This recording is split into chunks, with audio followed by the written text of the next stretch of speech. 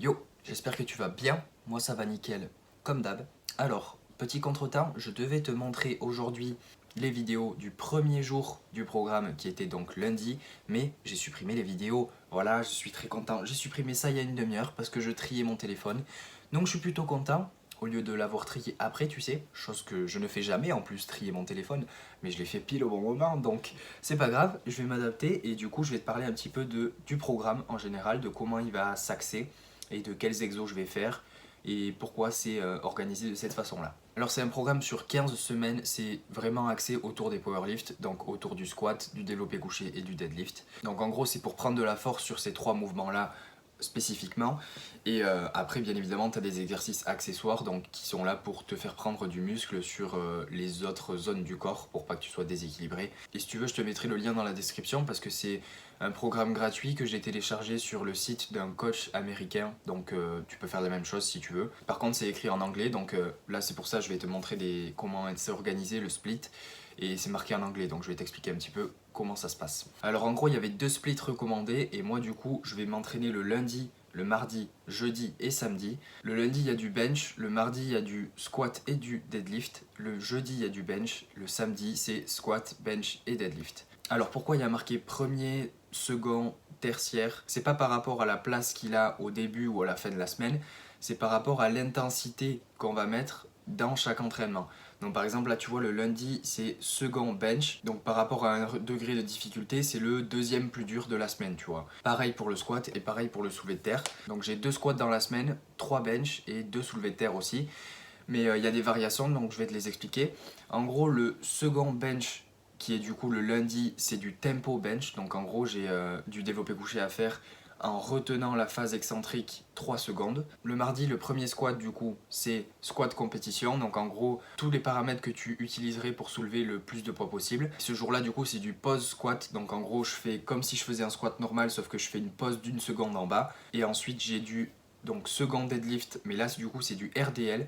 Donc Romanian Deadlift, ça je le faisais déjà pendant un moment et j'adore cet exo. Le jeudi c'est premier bench, donc en gros c'est bench style compétition, tu vois, donc avec l'écartement que j'utilise pour pousser le plus de poids, donc un bench normal au final. Et le samedi c'est quand même le jour le plus éprouvant, mais au final c'est un jour de repos quoi, je travaille pas, donc c'est un jour où je suis capable de faire plus de travail à la salle, et c'est intéressant que ce soit le plus chargé de la semaine je trouve. Du coup je commence avec le second squat, c'est du high bar squat, donc la barre est placée plus haute, elle est placée sur le haut des trapèzes si tu veux, et après ça reste un squat normal, donc je fais des répétitions normales, pas de pause, pas de retenue de la phase excentrique. Ensuite c'est tertiaire bench, donc c'est du Larsen close grip bench, donc en gros si tu veux c'est du développé couché sans les jambes qui sont au sol, donc les jambes sont en l'air.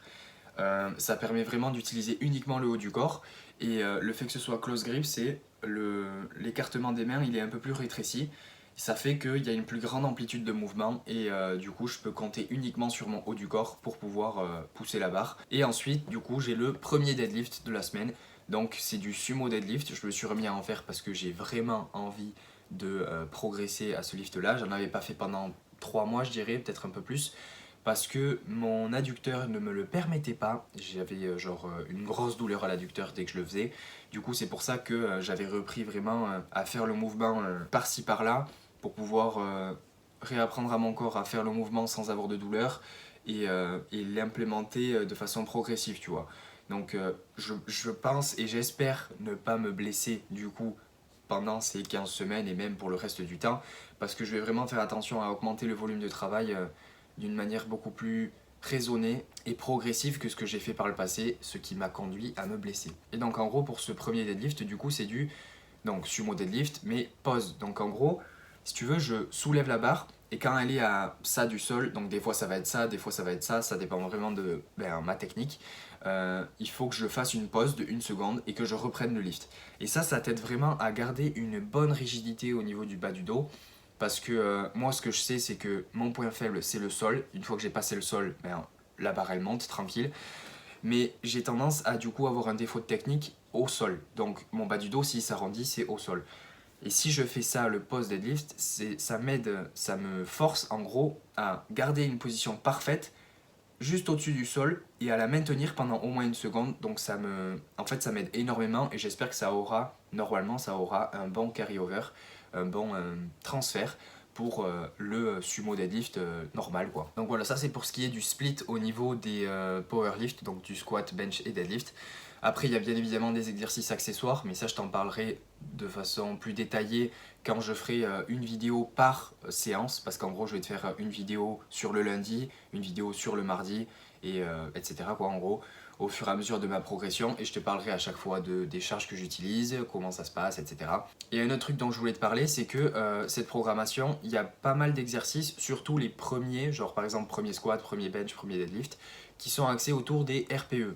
Alors RPE, c'est en anglais Rate of Perceived Exertion. En gros, c'est toi qui notes par rapport à ton avis subjectif comment la série s'est déroulée.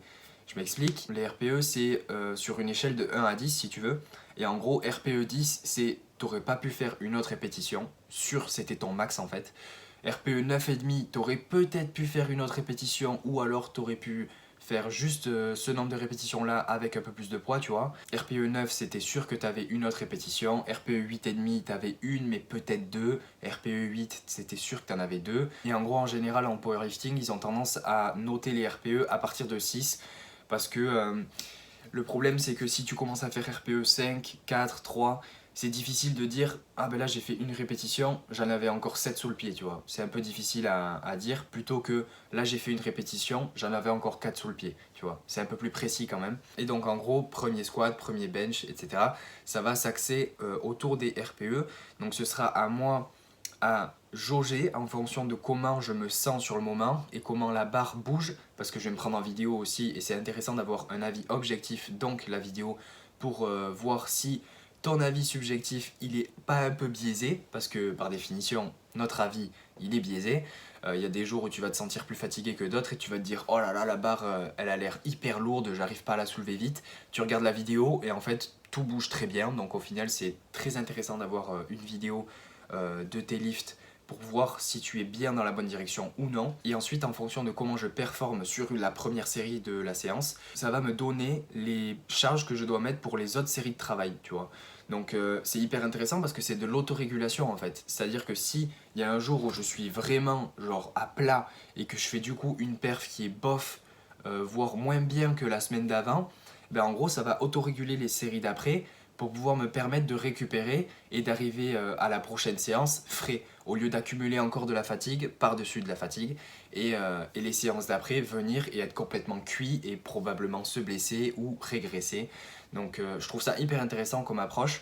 Après il faut être vraiment honnête avec soi-même, dans le sens où il ne faut pas se dire bon ben là c'était RPE 6 alors que au fond de toi tu sais que tu aurais pu faire que 2 répétitions, tu vois, genre il faut pas forcer le truc. Et à l'inverse, il faut être aussi honnête dans l'autre sens, en se disant si c'est marqué RPE 8, mais si t'as fait RPE 6, faut pas dire ouais non c'était RPE 8, genre non, tu vois, il faut être quand même honnête et être le plus près possible du RPE prescrit pour pouvoir progresser de la meilleure façon qui soit en fait. Donc voilà, ça c'est pour ce qui est du programme, donc bien évidemment je te parlerai un peu plus en détail de chaque jour quand les vidéos viendront, donc les semaines d'après. Et je vais te faire vite fait un point du coup sur la première semaine de sèche, parce que là j'ai commencé ma sèche en même temps. C'est pas vraiment l'idéal de faire une sèche en même temps qu'un programme de force, parce que tu as besoin d'avoir suffisamment d'énergie pour produire un maximum de force. Et quand ton poids augmente ou baisse, tu n'as pas les mêmes leviers. Donc il y aura des lifts qui vont être plus difficiles que d'autres.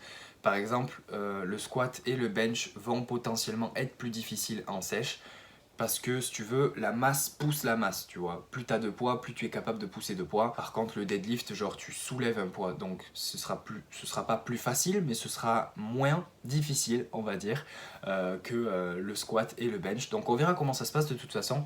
J'expérimente dans tous les cas, j'ai besoin de sécher maintenant et j'ai aussi envie de progresser en force, donc j'essaie de joindre les deux. On verra comment ça se passe. Si j'ai vraiment des perfs qui baissent énormément, je saurai que c'est dû à la sèche, ou peut-être à la programmation, mais bon, ce sera probablement dû à la sèche. Et du coup, je vais te parler un peu de la sèche. Alors, je m'attendais à perdre un petit peu plus de poids cette semaine, mais je vais te mettre à l'écran comment le poids a fluctué. J'ai commencé avec une moyenne de 80,40 et quelques la semaine dernière. Donc, si tu veux, c'est une moyenne qui était basée sur tous les poids de la semaine. Et cette semaine, la moyenne a baissé, donc en gros, j'ai perdu du poids, donc c'est plutôt cool. Mais elle n'a pas baissé autant que ce à quoi je m'attendais. Ces 2 derniers jours-là, donc là aujourd'hui on est dimanche, le dimanche et le samedi, je pesais en dessous de 80 kg, donc c'est plutôt cool. Je pense que ça va se stabiliser à peu près à moins de 80, tu vois. Mais au début de semaine, alors je sais pas si c'était dû au changement de l'alimentation, parce qu'il y a quelques changements que j'ai fait pour pouvoir manger suffisamment en quantité en ayant un déficit calorique. Je sais pas si c'était dû à ça ou à autre chose, mais j'ai pas vraiment perdu de poids dans le début de la semaine, la première moitié de la semaine en gros. Et après, à partir de jeudi, ça a commencé à baisser, puis c'est remonté, puis là, ça rebaisse. Donc on verra la semaine prochaine, mais dans tous les cas, je sais que je suis en train de perdre du poids parce que je mange beaucoup moins de calories que ce que je mangeais avant. Pour te donner un exemple, là, cette semaine, du lundi au samedi, j'ai mangé 3000 calories. Le samedi aussi, parce que j'ai travaillé le samedi aussi. Normalement, je comptais manger moins de calories le samedi, mais là, étant donné que j'ai travaillé, j'ai adapté mon apport en fonction de ça. J'ai mangé aux alentours des 3000 calories, tu vois, en moyenne, c'était 3000, 3100. Par rapport à ce que je mangeais avant, c'est beaucoup moins, vraiment, genre... j'étais à peut-être 3600, 3700 par jour pour me maintenir. Donc c'est un énorme déficit en fait par rapport à ce que je mangeais. Enfin un énorme. C'est genre 500-600 cales de déficit. Et là aujourd'hui on est dimanche et je mangeais à peu près 2600-2700 calories pour me maintenir. Et là aujourd'hui je vais en manger 2000 pour être sûr de baisser le poids. Et parce que j'ai aucune activité aujourd'hui et que je préfère en gros avoir moins de calories un jour où je fais rien. La semaine, je travaille et je me donne, du coup déjà j'ai plus faim et je trouve ça plus intéressant d'avoir plus de nourriture dans les jours où j'ai plus de dépenses. Donc voilà, c'est à peu près tout pour le récapitulatif de cette semaine. J'espère que tu auras aimé la vidéo. Si tu as aimé, mets un j'aime, commente pour me dire ce que tu en as pensé. Je te dis à la prochaine, reste positif, peace. We're losing track of time, buying things online, and it's not like we need them. We don't need them. So can we just slow